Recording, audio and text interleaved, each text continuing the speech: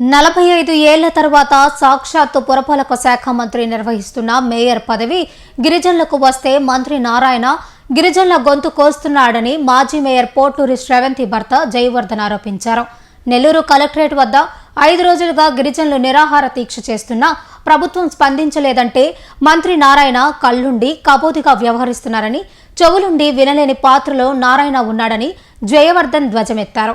నెల్లూరు గిరిజన మేయర్ ఎంపిక కోసం నోటిఫికేషన్ వెంటనే విడుదల చేయాలని డిమాండ్ చేశారు. నారాయణకు గిరిజన మేయర్ను వెంటనే నియమించాలన్నారు. ఈ సందర్భంగా బాపట్ల వెంకటపతి మాట్లాడుతూ ఇలా అన్నారు. నిజంగా చాలా దౌర్భాగ్యమైనటువంటి పరిస్థితి. ఈరోజు గత 5 రోజులుగా రిలే నిరాహార దీక్ష చేస్తాను.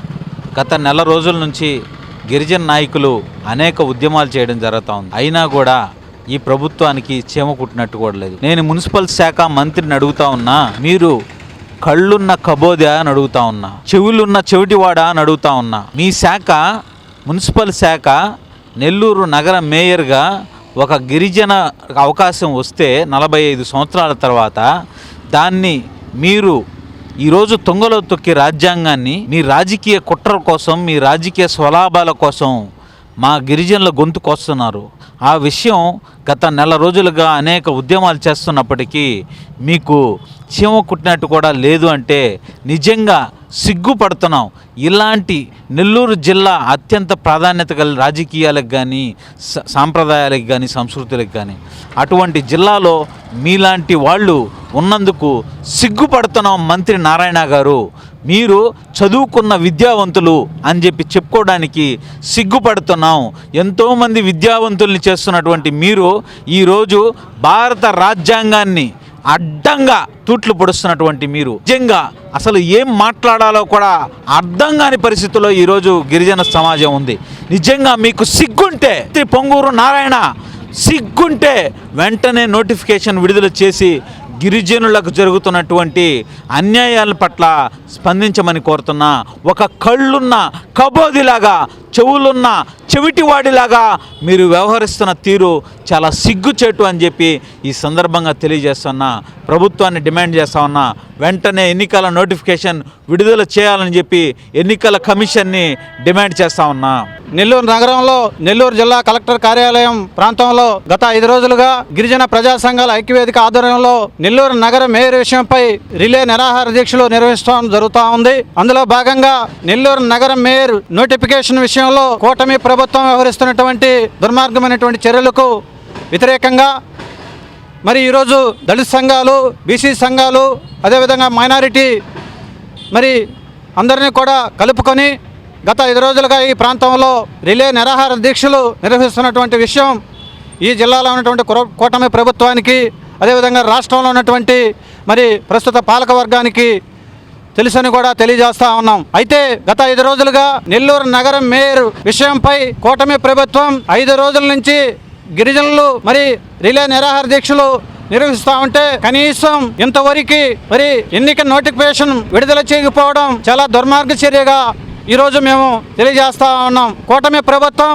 ఆదివాసీల ఓట్లతో గద్దెనెక్కినటువంటి కూటమి ప్రభుత్వం ఈ రోజు గద్దెనెక్కిన తర్వాత గిరిజన సంక్షేమాన్ని నిర్వీర్యం చేస్తూ, గిరిజన అభివృద్ధికి అడ్డుపడుతూ, గిరిజన చట్టాలని మరి తుంగలో తొక్కడం న్యాయమా అని చెప్పి మరి ఈరోజు మరి ప్రశ్నిస్తూ ఉన్నాం.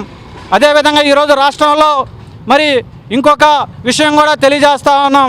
అదేవిధంగా ఈరోజు రాష్ట్రంలో మరి ఇంకొక విషయం కూడా తెలియజేస్తా ఉన్నాం. ఈ రాష్ట్రంలో భారత రాజ్యాంగంలో ఏదైతే డాక్టర్ బిఆర్ అంబేద్కర్ గారు మరి గిరిజనులకు కూడా రాజ్యాంగ హక్కుల చట్టాలు ఏర్పాటు చేసినటువంటి సందర్భాలు అందరికీ తెలిసినటువంటి విషయమే. అయితే ఈరోజు రాష్ట్రంలో మరి గిరిజన జాతులకు సంబంధించిన 7 శాసనసభ్యులు, ఒక పార్లమెంటు సభ్యుడు, అదేవిధంగా ట్రైకార్ చైర్మన్, జీసీసీ చైర్మన్, అదేవిధంగా ఎస్టీ కమిషన్ చైర్మన్ కూడా గిరిజన జాతులకు సంబంధించినటువంటి మరి వ్యక్తులు ఉన్నారు. అయితే మరి ఈరోజు మరి గిరిజన ప్రజా సంఘాల ద్వారా మేము వాడిని కూడా ప్రశ్నిస్తూ ఉన్నాం. అయితే మీరు గిరిజన బిడ్డలుగా ఉండి శాసనసభలో, పార్లమెంటులో, అదేవిధంగా నామినేటెడ్ పోస్టుల్లో ఈరోజు ఉండి కనీసం నెల్లూరు జిల్లాలో మరి గిరిజనులకు జరుగుతున్నటువంటి గిరిజన జాతికి సంబంధించినటువంటి మహిళ మేయర్ విషయంలో మరి కూటమి ప్రభుత్వం వ్యవహరిస్తున్నటువంటి తీరును మీరు అసెంబ్లీలో ఎందుకు మాట్లాడలేదని చెప్పి, ఎందుకు ప్రశ్నించడం లేదని చెప్పి మరి ఈరోజు మిమ్మల్ని ప్రశ్నిస్తూ ఉన్నాం. అదేవిధంగా పార్లమెంట్ సభ్యులు మరి పార్లమెంట్లో ఏదైతే చట్టపరంగా రాజ్యాంగబద్ధంగా మరి గిరిజన రూల్ ఆఫ్ రిజర్వేషన్లో గిరిజనులకు ప్రవేశపెట్టినటువంటి 45 సంవత్సరాల తర్వాత నెల్లూరు నగరంలో మరి గిరిజన మహిళకి మరి మేయర్ అవకాశం కల్పిస్తే దాన్ని రాజకీయ ప్రయోజనాల కోసం, రాజకీయ స్వప్రయోజనాల కోసం మరి కూటమి ప్రభుత్వం ఈరోజు గిరిజనుల గొంతు నొక్కుతూ ఉంటే మీరు ఎందుకు పార్లమెంట్లో ప్రశ్నించలేదని చెప్పి మిమ్మల్ని కూడా ప్రశ్నిస్తూ ఉన్నాం. అదేవిధంగా నామినేటెడ్ పోస్టులు ఉన్నటువంటి ఎస్టీ కమిషన్ చైర్మన్, అదేవిధంగా జీసీసీ చైర్మన్, అదే ట్రైకార్ చైర్మన్ మీరు కూడా గిరిజనుల బిడ్డలని చెప్పి గుర్తుంచుకోవాలి. మీకు అంబేద్కర్ గారు పెట్టినటువంటి భిక్ష, అంతేగాని ఏ ఇతరులు మీకు అవకాశం కల్పించలేదని చెప్పి ఆ విషయాన్ని మీరు గుర్తించాలని చెప్పి తెలుసుకోవాలని చెప్పి తెలియజేస్తూ ఉన్నాం. ఈరోజు నెల్లూరులో గిరిజన మహిళ జరిగినట్టు అన్యాయం రేపు మీకు కూడా జరగకపోదని చెప్పి కూడా హెచ్చరిస్తూ ఉన్నాం. కాబట్టి వీటిపైన మీరు కూడా స్పందించి తక్షణమే ఏదైతే నెల్లూరు నగరంలో జరుగుతున్నటువంటి మేయర్ విషయం పైన శాసనసభలో, పార్లమెంటులో అనేక రకాలుగా మీరు కూడా ప్రశ్నించి నెల్లూరు నగరంలో మేయర్ విషయంలో నోటిఫికేషన్ విడుదల చేసే విషయంలో మీరు కూడా స్పందించి ఆదివాసీలకి, గిరిజనులకి అండగా నిలబడాలని చెప్పి తెలియజేస్తా ఉన్నాం. లేదంటే ఖచ్చితంగా 2029 ఎన్నికల్లో, అదేవిధంగా స్థానిక సంస్థ ఎన్నికల్లో ఖచ్చితంగా ఆదివాసీలు మీకు, గిరిజనులు బుద్ధి చెప్తారని చెప్పి కూటమి ప్రభుత్వాన్ని కూడా హెచ్చరిస్తా ఉన్నాం.